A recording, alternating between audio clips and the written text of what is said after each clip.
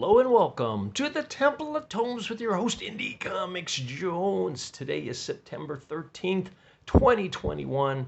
This is episode 407. Today's comic, Deadbox. This comes out from Vault Comics, and this is the number one issue, and it came in at a whopping $3.99. So on the cover here, didn't really recognize it at first. We got a spinner rack of comics here, so I missed that. But the Deadbox is actually kind of like a red box, so it dispenses DVDs, and these are very odd movies, so to speak. They're not, you can't find them anywhere except at the Deadbox. And this book is supposed to be kind of like a Black Mirror, I'm guessing, or Twilight Zone or something like that. But it is a not recommend, unfortunately, and we'll get into that. So we got this shot here. We've got the Dutch corner going on, or Dutch angle, I should say, trying to make it more spooky, and I think it works for the most part. The reason I bought this, I kind of did a flip through in the art. I thought it was okay. Wasn't crazy about it, but then I saw Mark Russell wrote it, so I went ahead and picked it up because I'm reading Not All Robots by Mark Russell, done 2 issues in, and I'm loving that book. I thought it's really, really good. So it's kind of unusual for me to figure out why, or try to figure out why this is not as good, in my opinion, as Not All Robots. But let's go ahead and take a quick look to see who worked on this. Mark Russell, as we mentioned, is the writer. The artist is Benjamin Tizma. Colorist is Vladimir Popov. And the letterer is by Andworld. Okay. And it all takes place in a city called Lost Turkey. Now we get this philosophical rant right off the bat about owning property and the consequences of moving to a new city and things like that. It doesn't add anything to the story. I'm not sure what the heck it is, but in my opinion, if you're going to tend to be more happy if you do own property rather than if you don't. So that's my take on that. It's my own bias, but in this thing, they talk about wanting property, so it's like a kind of an evil thing. Now, our main character in the story is someone named Penny.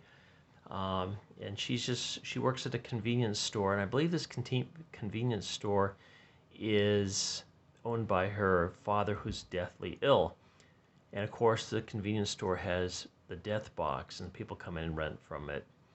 So I don't know, it's kind of funky. So you see this like pretty thin woman buying all these bags of potato chips here. So she must burn a lot of calories, all I can say.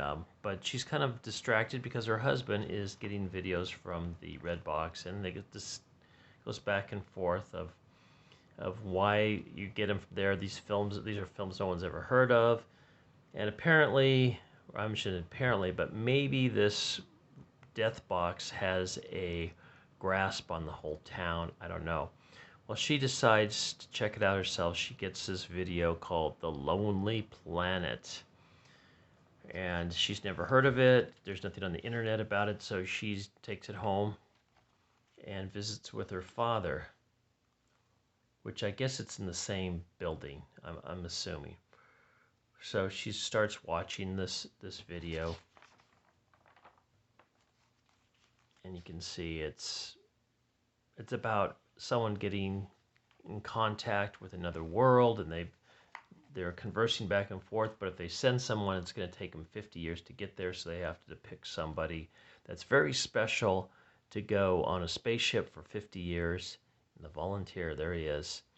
Meanwhile, they can send the signals apparently really quickly, so that doesn't make much sense, but if they travel at light speed, it takes them 50 years. So these kind of aquatic-looking aliens see who the new guy's supposed to be, and they're all excited. He's like, oh, he's different than us, but he's quite handsome.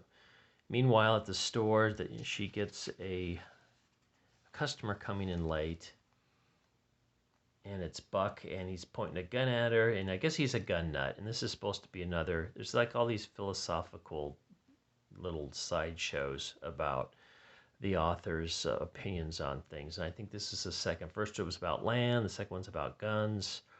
And she decides to close up the shop because no one's home. And here's another one here about people with freedom.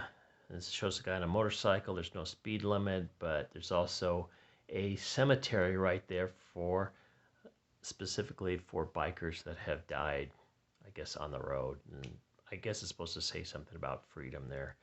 It's kind of lost on me. So we get back to her movie. She's watching this rocket ship go to the other planet with our volunteer aboard, but it's taken him a long time, and so, and you would think they would think of this, that, hey, we'll give you a pair of clothes that you can change out of every 5-10 years or whatever, but he's wearing the same suit, and it's disintegrating on him. And he's getting more unhealthy. He's getting more antisocial as he sits there. His messages aren't going through back to Earth. And by the time he gets there, he looks like a wild man. I guess he smells really bad. He's soiled his underwear. And the aliens just want to push him back on the ship as quick as possible and send him back. And Earth's wondering why this planet is no longer in contact with him, because they were the planet turns out they were very disgusted of the person that showed up. So that's the end of the movie. In the meantime, Father calls out to Penny and says, hey, can you come bring me more pills? And she goes in and sees him, and this is what we see him. And there's a video there called The Vanishing Man, and he's, I guess, supposed to be the Vanishing Man. I don't know. Yeah, this is a not recommend. And here's with number 2, next issue. This is looks like an Andy Warhol one, Banana, or maybe Woody Allen, the prequel to Bananas. I'm not sure, but anyway, not recommend, unfortunately. But I will stay with Not All Robots by Mark Russell. That one's a fantastic read so far. I'm hoping that sticks up. Keeps it up there. So thanks for stopping by and listening to this review of Deadbox. As always, please please subscribe if you haven't. You can leave comments if you wish.